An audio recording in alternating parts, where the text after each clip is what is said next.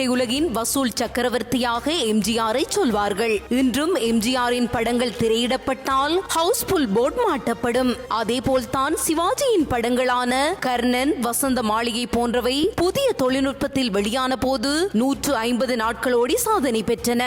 இந்திய சினிமாவில் இன்றைய வசூல் நாயகனாக சூப்பர் ஸ்டார் ரஜினிகாந்த் திகழ்கிறார். ரஜினியின் படம் வெளியாகும் போது முக்கிய கதாபாத்திரங்களின் படங்கள் எவையும் வெளிவருவதில்லை. தமிழில் தயாராகும் ரஜினியின் படம் வேறு மொழிகளிலும் மாற்றம் செய்யப்பட்டு திரையிடப்படுகின்றன. ரஜினியின் கூலி திரைப்படம் வெளியாகும் நாளில் ஹிந்தி சினிமாவின் நட்சத்திர நாயகன் கிருத்திக் ரோஷனின் வார் 2 படமும் வெளியாக போவதாக அறிவிப்பு வந்தது. கிருத்திக் ரோஷன், ஜூனியர் என்டிஆர் இணைந்து நடித்த படமான வார் 2விற்கு பெரும் எதிர்பார்ப்பு இருந்தது. வார் 1 பெரும் வெற்றி பெற்றதால் வார் 2 ரசிகர்கள் பெரிதும் எதிர்பார்த்தார்கள். இந்திய அளவில் வசூலில் முந்துவது ரஜினியா கிருத்திக் ரோஷனா என்ற விவாதமும் எழுந்தது. கூலி திரைப்படம் கடந்த 14ஆம் தேதி வெளியானது. ரஜினியின் படம் என்பதால் இது எவ்வளவு வசூலிக்கும் என்ற கேள்விதான் அனைவரிடமும் இருந்தது. கூலிக்கு போட்டியாக கிருத்திக் ரோஷன், ஜூனியர் என்டிஆர் உள்ளிட்டோர் நடித்திருக்கும் வார் 2 படமும் ரிலீஸ் ஆனது. 2 படங்களிலும் இந்தியாவின் பிரபல நட்சத்திர பட்டாளம் இருந்ததால்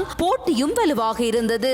லோகேஷ் கமல் கூட்டணி வெற்றி பெற்றதால் ரஜினி லோகேஷ் கூட்டணியில் உருவாகியிருக்கும் கூலி கவனம் பெற்றது. கூலிக்கு போட்டியாக வார் 2 திரைப்படமும் 14ஆம் தேதி ரிலீஸ் ஆனது. இதில் கிருத்திக் ரோஷன், ஜூனியர் என்டிஆர், கியாரா அத்வானி உள்ளிட்டோர் நடித்திருந்தார்கள். இப்படத்திலும் இன்னொரு மொழி ஸ்டாரான ஜூனியர் என்டிஆர் உள்ளே வந்தார். அதன் காரணமாக ஆந்திரா, தெலுங்கானாவில் படம் வியாபாரமாகும் என்பது படக்குழுவின் எண்ணம். கூலியிலும் இதே நட்சத்திர பட்டாளம் இருக்கிறது.